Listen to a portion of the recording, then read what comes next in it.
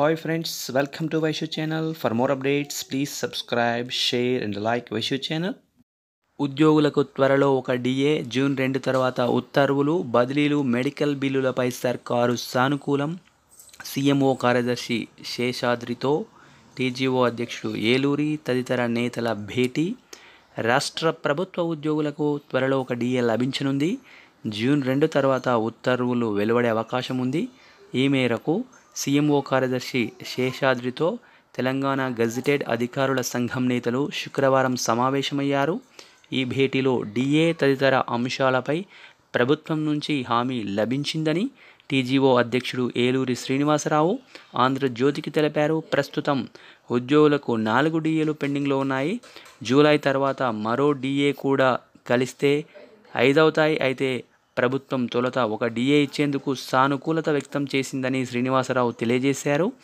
ఆర్థికపరమైన అంశాలు, ఆర్థికేతర అంశాలను పరిశీలించి ఆర్థికేతర అంశాలను వెంటనే పరిష్కరిస్తామని ప్రభుత్వం హామీ ఇచ్చిందన్నారు.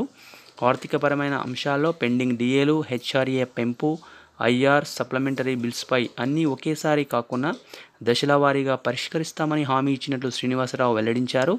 సాధారణ బదిలీలు, మెడికల్ బిల్లు, ఇతర సర్వీసు సంబంధిత అంశాలను పరిష్కరిస్తామని తెలిపిందన్నారు.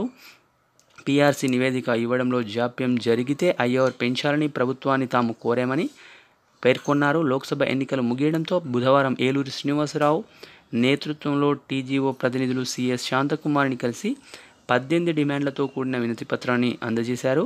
ప్రతి డిమాండ్కు సంబంధించి డీటెయిల్ నోట్ కూడా సమర్పించారు. ఉద్యోగుల డిమాండ్లను సీఎస్ అదే రోజున ముఖ్యమంత్రి రేవంత్ రెడ్డి దృష్టికి తీసుకెళ్లారు. దీనిపై స్పందించిన సీఎం ఉద్యోగుల వినతులను పరిశీలించాలని ప్రభుత్వ సలహాదారు వేం నరేందర్ రెడ్డిని ఆదేశించారు. గురువారం టీజీఓ నాయకులతో చర్చించిన వేం నరేందర్ రుణమాఫీ తదితర కార్యక్రమాలు ఉన్నందున ప్రస్తుతానికి ఉద్యోగులకు ఒక డిఏ ఇచ్చేందుకు ప్రభుత్వం సుముఖంగా ఉందని వివరించారు. ఈ నేపథ్యంలో టీజీఓ నేతలు శుక్రవారం సీఎంఓ కార్యదర్శి శేషాద్రితో సమావేశమయ్యారు. Thanks for watching this video. For more updates please subscribe, share and like Vaishu channel.